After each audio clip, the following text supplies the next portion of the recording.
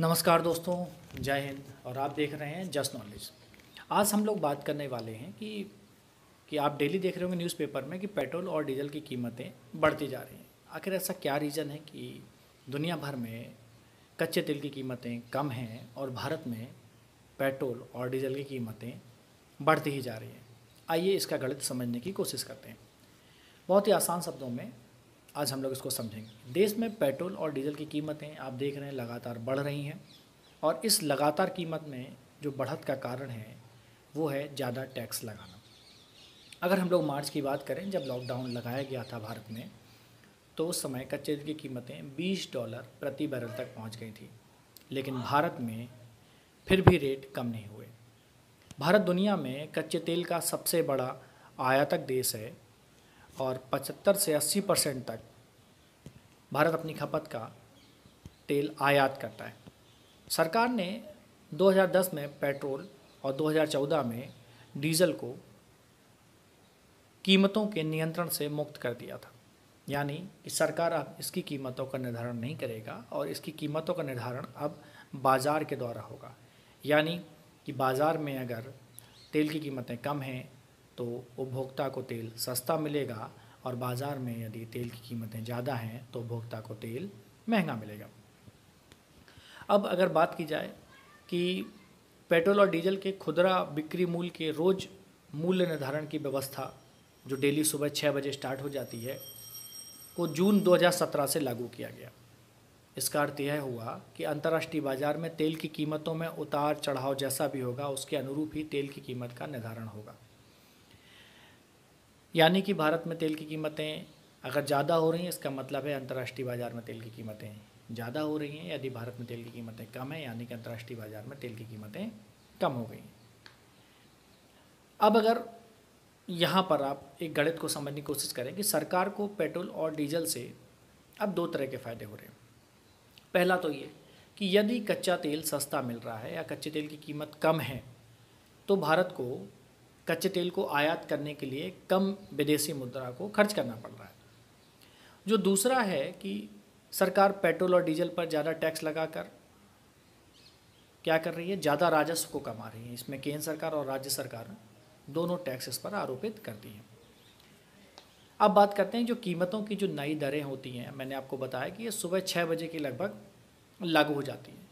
Petrol diesel की जो आधार कीमत होता है, जो बेस प्राइस होता है, ठीक है, उसमें प्रोसेसिंग चार्ज और कच्चे तेल की रिफाइनिंग करने के चार्ज को शामिल कर दें।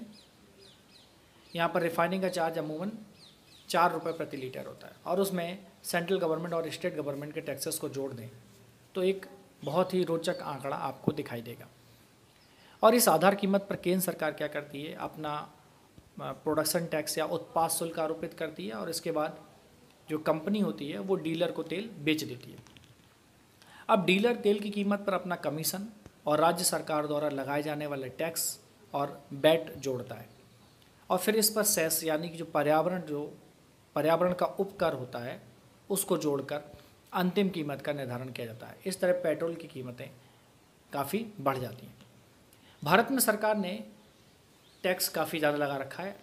तो यहाँ पर मैं आपको एक स्क्रीन पर आपको एक चार्ट दिखाई दे रहा होगा।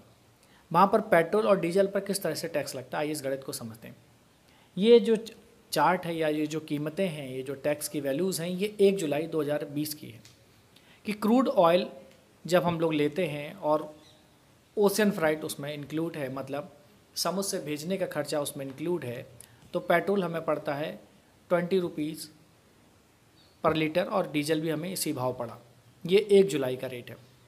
अब इसमें रिफाइनिंग प्रोसेस, रिफाइनरी के मार्जिन को, फ्राइट कॉस्ट और लॉजिस्टिक को इंक्लूड कर दिया जाए। फ्राइट कॉस्ट मतलब भेजने के खर्चे को शामिल कर दिया जाए, जो लगभग आता है ₹4.86 पर लीटर पेट्रोल पर और डीजल पर आता है ये ₹6.97 प्रति लीटर।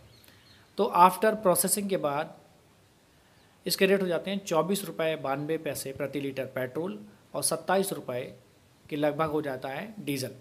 अब इसमें सेंट्रल गवर्नमेंट के टैक्स को और डीलर के कमीशन को जोड़ दिया जाए। इसमें सेंट्रल गवर्नमेंट का जो एक्साइज ड्यूटी है और रोड सेस है उसको अगर जोड़ दिया जाए तो वो पड़ता है ₹32.98 प्रति लीटर जो पेट्रोल पर लगाती है सेंट्रल गवर्नमेंट, और जो डीजल पर लगता है वो ₹31.83 के लगभग है प्रति लीटर। इसमें पेट्रोल पंप डीलर के कमीशन को इंक्लूड कर दिया जाए तो वो है 3.64 प्रति लीटर पेट्रोल पर और 2.54 प्रति लीटर डीजल पर। अब इसमें राज्य सरकारें भी कहाँ पीछे रहने वाली, तो राज्य सरकारें उस पर अपना एक वैट लगाती हैं, जो उनका वैट लगभग 30% है। अलग अलग राज्यों में अलग अलग भी हो सकता है। तो दिल्ली के मैं रेट बता रहा हूँ, तो उस समय जो 1 जुलाई के रेट हैं उसमें जो दिल्ली में पेट्रोल की कीमतों पर जो वैट लग रहा था राज्य सरकारों द्वारा, वो है 18.56 रुपये प्रति लीटर पेट्रोल पर और डीजल पर 18.83 रुपये प्रति लीटर। इस प्रकार से फाइनल प्राइस है वो 80.43 रुपये प्रति लीटर पेट्रोल और 80.53 रुपये प्रति लीटर आपको डीजल की कीमतें चार्ट में यहाँ पर दिखाई दे रही होंगी। मुंबई में ये कीमतें और ज़्यादा हैं क्योंकि वहाँ पर वैट और ज़्यादा है।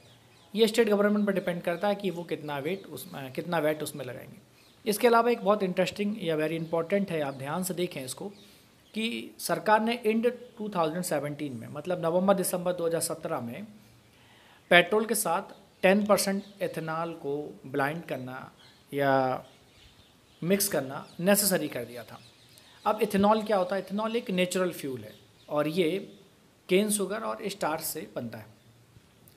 इथेनॉल का प्राइस मार्केट में अप्रॉक्सीमेटली 47 रुपये पर लीटर है।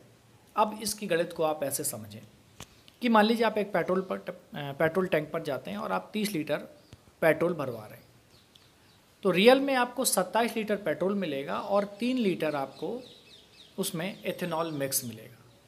लेकिन एथेनॉल के चार्जेस भी वही होंगे जो पेट्रोल के चार्जेस होंगे। तो यहाँ पर अभी आप समझ रहे होंगे कि किस प्रकार इथेनॉल को भी पेट्रोल की कीमत में ही बेचा जा रहा होगा। एक बात और ध्यान रखनी होगी इथेनॉल के बारे में कि जब भी आप मानसून का सीज़न चल रहा है कि जब भी आप पेट्रोल भरवाने जाएं या कार वॉश करवाने जाएं, आपको ये ध्यान रखना है कि आपके फ्यूल टैंक में पानी नहीं जाना चाहिए, क्योंकि पानी से इथेनॉल एक सेपरेट लेयर बना देता है पेट्रोल के साथ। इससे क्या समस्या होती है? इससे कार को स्टार्टिंग में परेशानी होती है, स्टार्ट करने में उसमें दिक्कत आती है और कार में जर्क लगने भी शुरू हो जाते हैं।